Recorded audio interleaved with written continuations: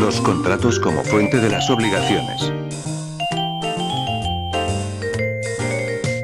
Los contratos. La fuente más importante y más fecunda de obligaciones es el contrato, contractus, figura sobre la cual los romanos no nos dejaron una definición.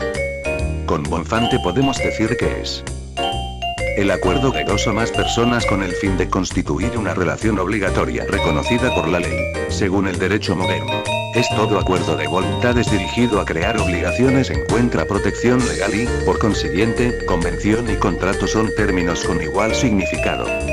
Contrato en el derecho venezolano. Se encuentra establecido en el artículo 1133 del Código Civil. Clasificación de los contratos. 1. Según su modo de formación. Verbales o verbis. Constituyen las formas de contratos más antiguas que conocieron los romanos, son esencialmente formales y las palabras solemnes que los perfeccionan son fijadas por el ius civile. Se caracterizaban por ser formales, son de derecho estricto, unilaterales y solemnes, de derecho civil. Pertenecen el nexum, la dictio docis, la policitatio, potum, la estipulatio.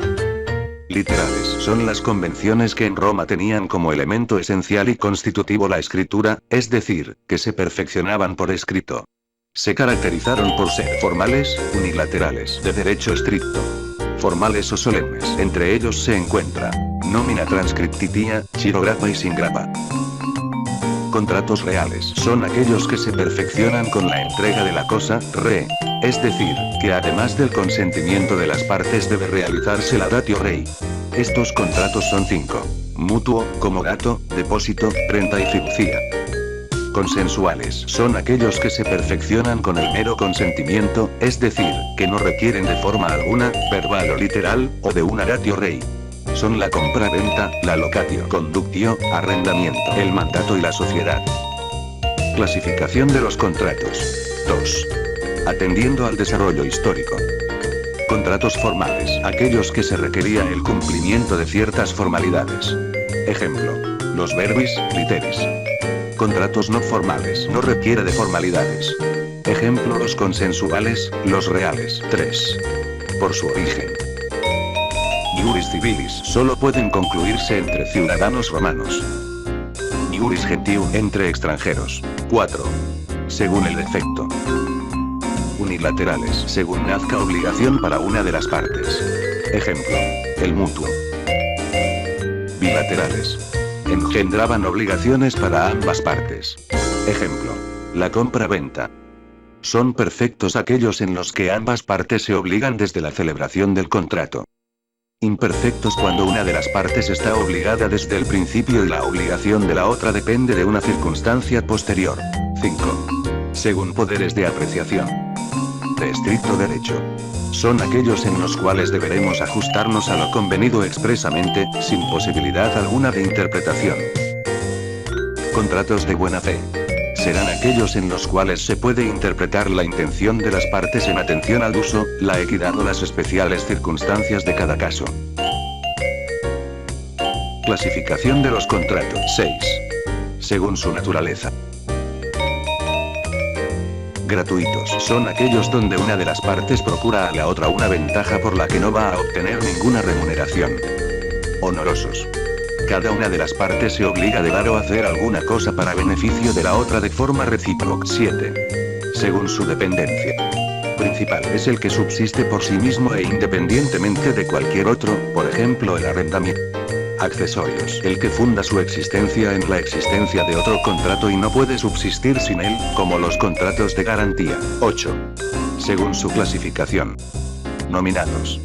Era aquel que tiene nombre específico y particular confirmado por el derecho, y tienen, cada uno, acciones específicas, individualmente denominadas, que los tutelan. Ejemplo. Mutuo, depósito, compra-venta. Pueden ser agrupados en 4 categorías. Verbis, literis, rei consensu. Y nominados. Era aquel que no formaba parte de los clásicos contratos nominados del derecho romano. Por sus consecuencias se han reducido a 4 clases. Doy para que des, dout desi.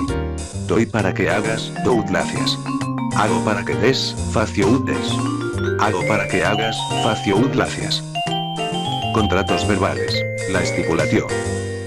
es el que se perfeccionaba mediante una pregunta que formulaba una persona que debía constituirse en acreedor, stipulator, reus stipulandi, a la que seguía la congruente respuesta de otra que llegaba a convertirse en deudor, promisor, reus promitendi, se llamó estipulación, stipulatio.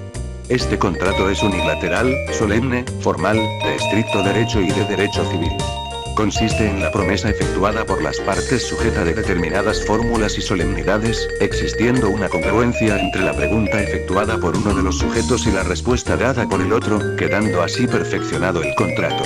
Clases de estipulatio. A. Estipulaciones judiciales.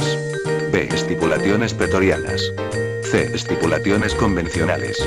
D. Estipulaciones comunes. El efecto jurídico que produce la estipulación es que solo uno de los contratantes es el obligado, promitente, y el ordenamiento jurídico le concede derechos y acciones a la otra parte contratante, estipulante. Contratos verbales. El nexum era un negocio solemne, que se perfeccionaba con las mismas formalidades de la mancipatio, modo típico usado por los romanos para transmitir la propiedad de las res mancipi. Debían observarse los procedimientos del peraes et liberam.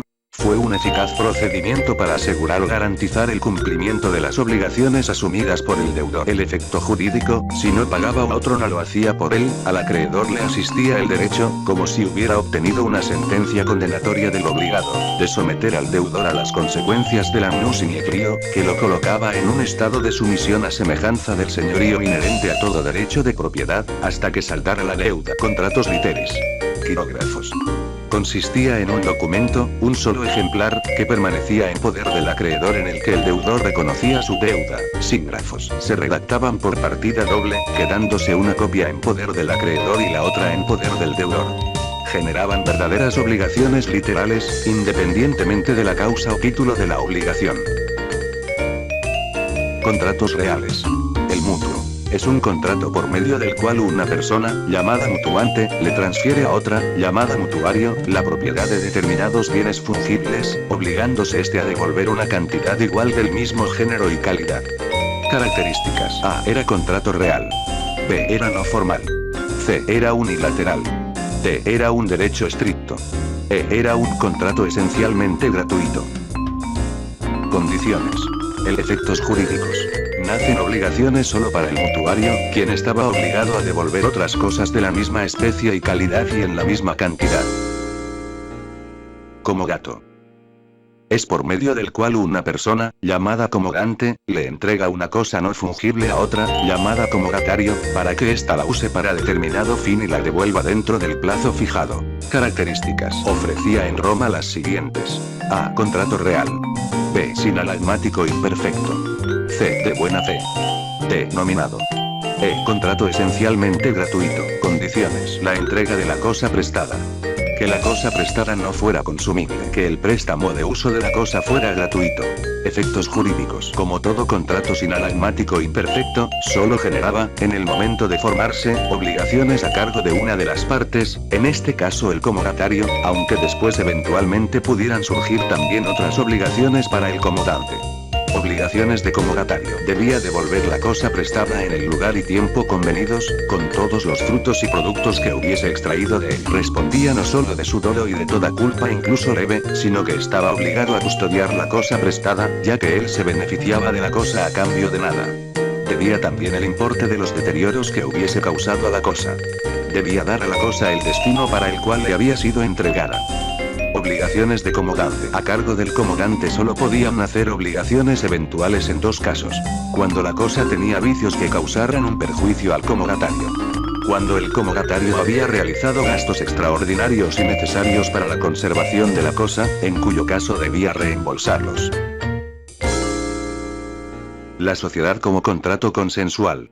Es por el cual dos o más personas, llamadas socios, se obligan recíprocamente a aportar bienes o trabajo, para alcanzar un fin lícito de utilidad común. Características. Contrato real. Sinalagmático imperfecto. De buena fe. Nominado. Contrato esencialmente gratuito, servicios que el comodante prestaba al comodatario. Requisitos. Las partes deben manifestar expresamente su intención de constituir una sociedad, affectio societatis. Las partes deben hacer aportaciones recíprocas, que podían ser de diferente naturaleza y valor, pero que debían ser efectuadas por todos los socios. El objeto de la sociedad debe ser de interés común y lícito. Efectos jurídicos de la sociedad. Aportar lo que se han comprometido a suministrar a la sociedad y garantizar su disfrute a los demás. Gestionar los negocios sociales dedicándoles la misma atención que a los propios. Los socios deben contribuir con las pérdidas de la sociedad y comunicar a los demás socios sobre los beneficios. Responder frente a los demás socios, por la evicción y los vicios ocultos de las cosas aportadas a la sociedad. El mandato como contrato consensual. Se define como el contrato en virtud del cual una persona, el mandante, le encarga a otra, el mandatario, que realice determinado acto por cuenta y en interés de aquel. Características. Es consensual. Sinalagmático imperfecto. De buena fe. De derecho de gentes. Principal. Intuito personal, confianza en el mandatario. Gratuito. Condiciones o requisitos. El consentimiento de las partes, indispensable en los contratos consensuales. Que el objeto del mandato fuera un hecho lícito. Que exista la gratuidad del mandato, ya que el mandatario prestaba un servicio gratuito. Que procurara un interés jurídico para el mandante. Clases de mandato o poder especial. In ius rei. Era aquel poder conferido al mandatario a quien se le encargaba solo la realización de uno o varios actos. General. Omnium honorum. Era el otorgado al mandatario para la administración global del patrimonio del mandante. Obligaciones del mandatario. Ejecutar el mandato de la forma convenida. Rendición de cuentas de su gestión al mandante. Si se ha hecho propietario de una cosa, debe transferirla al mandante por traditio, mancipatio in iure cessio. Responde por su dolo o culpa leve, toda culpa. Estas obligaciones estaban sancionadas por la actio mandati directa, que competía ejercer al mandante y que traía consigo la tacha de infamia. Obligaciones del mandante, eventuales. A. Debía indemnizar al mandatario por los gastos realizados y las pérdidas sufridas en el real cumplimiento del mandato. B. Liberar, descargar, al mandatario de todas las obligaciones que contrajo para dar cumplimiento al mandato, por medio de la novatio. C. Era responsable de su dolo y de toda culpa. Contratos innominados. Son aquellos convenios, que no coincidiendo con ninguno de los contratos tipificados, se perfeccionan con el cumplimiento de una de las partes. Es decir, que a partir de que una parte ha realizado su prestación a favor de la otra, esta queda obligada a cumplir. De lo contrario, la primera tendrá una medida procesal para exigirle la contraprestación convenida.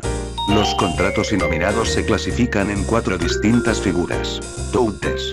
Toi para que des. Se presenta cuando las prestaciones de cada una de las partes consistieran en dar alguna cosa. Tout facies. Toi para que hagas. Aquí, una parte se compromete a dar alguna cosa y la otra a prestar cierto servicio. Facio ut des. Hago para que des. Esta categoría es igual a la anterior, pero observada en sentido inverso. Facio ut facias. Hago para que hagas. Es un intercambio de servicios. Efectos jurídicos. Al ser convenciones sinalagmáticas se produce el efecto de no quedar liberada, en lo sucesivo, la parte que ha ejecutado la convención de cualquier obligación. Las obligaciones que nacen de los contratos innominados son sancionadas por la actio praescriptis verbis, no haciendo esta desaparecer la conditio operrem dati, que otorgaba la facultad de resolver el contrato y reclamar el objeto de la actio. Como ejemplos más frecuentes de los contratos innominados es posible nombrar los siguientes. Permuta es un contrato por el cual una persona transfiere a otra persona la propiedad de una cosa a cambio de que ésta le transfiera la propiedad de otro objeto. La permuta, según la doctrina sabiniana, era una compra-venta, aunque no apareciera en ella el precio en dinero. Los procurellanos la sancionaron con una actio civilis y el derecho justiniano la considera y tutela como contrato innominado.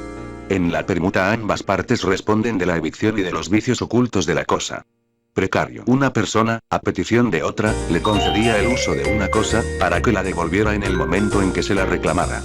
Este contrato se parece al de comodato, pero es diferente en que para su existencia es necesario que el precarista lo solicite al concedente y en que éste puede revocar el precario en el momento en que lo desee,